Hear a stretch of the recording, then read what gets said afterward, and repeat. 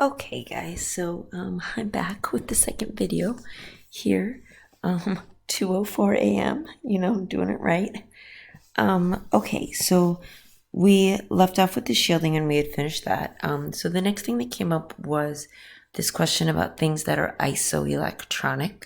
And so just in case you didn't know, something that is isoelectronic, it means that it's an atom or ion that has the same number of electrons. So all it means is like when something is isoelectronic, it means it has the same number of electrons. So for example, if we were to look at a periodic table, something like, I'm just opening mine, one sec, like Cl minus and Ar, those are isoelectronic because argon is 18, so it has 18 protons and 18 electrons. And chlorine is 17, but the minus charge means we add an extra electron. So 17, 18.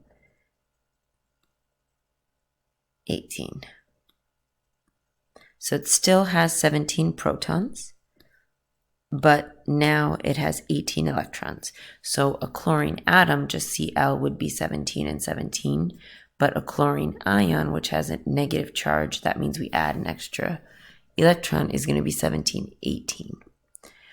Argon as an atom is 18, 18. Therefore, argon and the chlorine ion are isoelectronic. They both have the same number of electrons. But of course, please note that they have a different number of protons. So since argon has 18 protons, of course, it's pulling its electrons in tighter than chlorine with only 17 protons. So that is what isoelectronic means.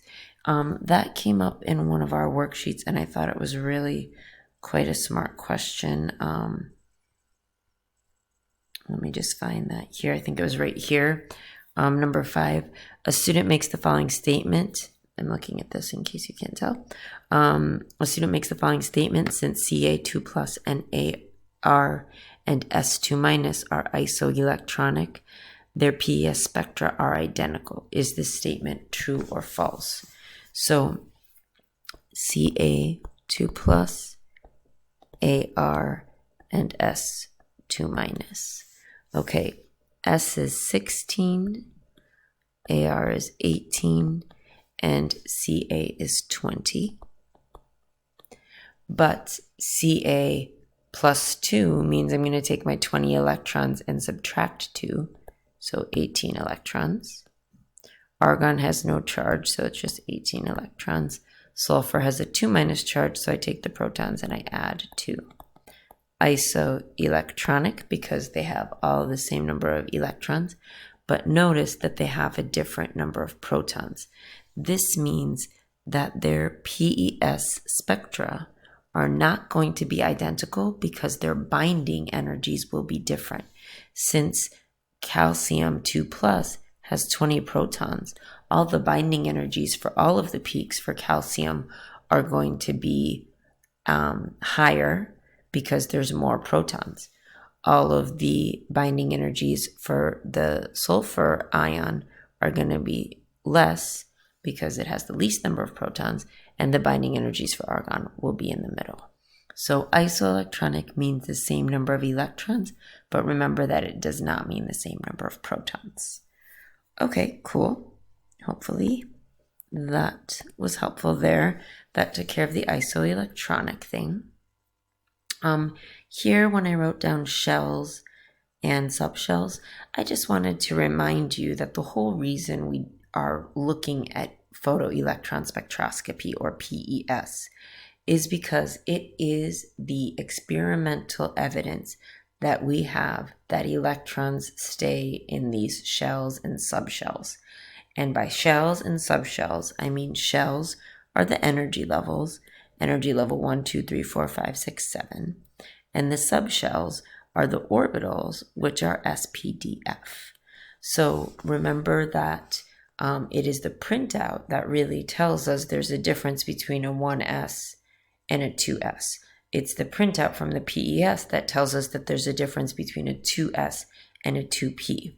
So just remember, like, the whole purpose of PES is to give us experimental evidence for this shell subshell model, which is what they keep saying in that video. But really that means energy levels and orbitals. Like, why did we learn to do 1s2, 2s2, 2p6, right? Like, all of that we can memorize and like learn to put in these arrows and stuff. But we have experimental evidence, and that evidence are the printouts of the peaks that we see on a photoelectron spectrometer. Okay, cool. Then the last piece, this is actually the last thing, is the valence electrons. Just reminding you that valence electrons are the outermost s and p electrons of any atom or ion. And the d electrons, the reason it's the outermost s and p electrons is because just the way electrons fill based on our charts and based on our experimental evidence, d electrons always end up being core electrons. And so that's why we say it's the s and p electrons. So why is that relevant to us? First of all, let me just remind you, like, here's an atom. Okay, there's some electrons here, right? Those are all going to be the core electrons because they're on the inside. Oh, but here is the valence electron because it is the outermost electron. Okay, if there were two, there'd be two valence electrons. The max number of valence electrons something can have is 8 because S is 2 of a max and P has a max of 6. So the max number of electrons, valence electrons, that we can ever have is 8. Okay. So the reason I wanted to talk about that was back to some of the questions here, actually, with number 6. So I wanted to just draw your attention to these ion ones. So like Br minus actually isn't related to valence electrons necessarily, but just reminding you that the minus means we're going to add an extra electron. So if I'm doing the electron configuration, 1s2, 2s2, 2p6, 3s2, 3p6, 4s2, 3d10, 4p. Now normally bromine would be 4p5, but since I have that negative sign, I'm adding an extra electron, and that's going to make it 4p6. This question asked me how many peaks there would be. So it's going to be 1 peak for each of these. 1, 2, 3, 4, 5, 6, 7, 8 peaks. Okay. And just in terms of valence electrons, the ones that would end up being on the outer shell are going to be these 4s2, 4p6 electrons. So they're going to be 8 valence electrons.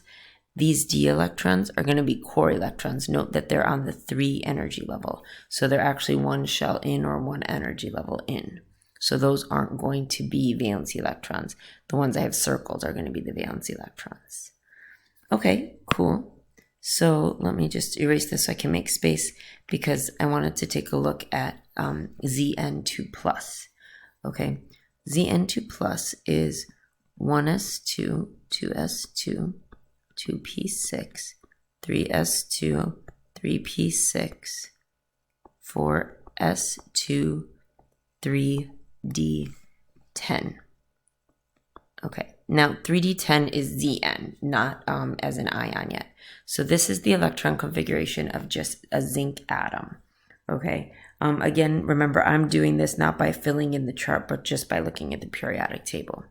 So I know that zinc is this electron configuration that I've written down. Now, because I have a +2 charge there, I know I need to remove 2 electrons. Now, if my regular chem kids were doing this, they would say, ooh, I need to remove 2 electrons, and they would just do 3d8. Okay, because they removed 2 electrons from the last thing they wrote down. But one thing that I actually realized during our Zoom call last time is that's not exactly what's going to happen. Because if we're going to lose 2 electrons, we aren't going to lose 2 electrons from these core electrons. Do you see how this is on the 3rd energy level? So those electrons are actually 1 energy level inside. If I'm going to lose 2 electrons, it's going to be my 2 valence electrons here. And so what will happen here is actually these 4s2 are going to be removed. Those are the 2 electrons that I would remove, and the 3d10 are going to stay in. So the electron configuration for Zn2 plus is 1s2, 2s2, 2p6, 3s2, 3p6, 3d10. The 4s2 is suddenly missing because those are the 2 electrons that got removed. And I would see 1, 2, 3, 4, 5, 6 peaks on this one. Okay, if I wanted to look at this,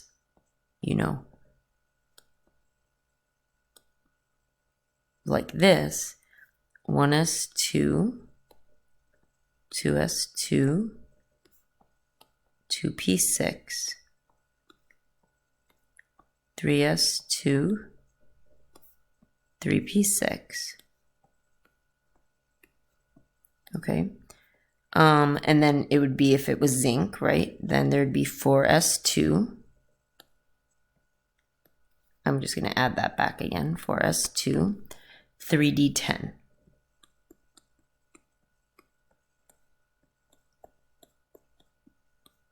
Okay, now you can see this is a zinc atom.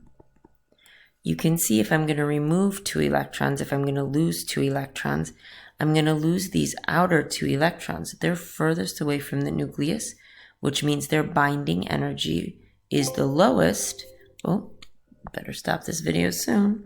The binding energy is the lowest because it's further away from the nucleus, so the protons can't pull it as much. There's all the shielding from the d electrons. So I'm not going to lose 2 core d electrons. Instead, I'm going to lose these outer 2 electrons, which will cause the whole energy level to disappear.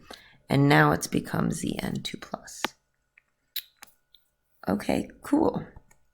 So those were the things that stuck out to me when I did the homework that I thought maybe you would struggle with or maybe have questions about. But of course, reach out to me about any other questions. If there are a lot of questions, I can just log on to Zoom and you guys can do a drop-in session and let me know what questions you have and we can just answer them on the fly. Otherwise, we can wait till next week, whatever you guys want. Hopefully this helps. Check out the agenda for the rest of the work. And great. Shoot, I really hope this video did not stop. I feel like it may have. Okay, bye guys.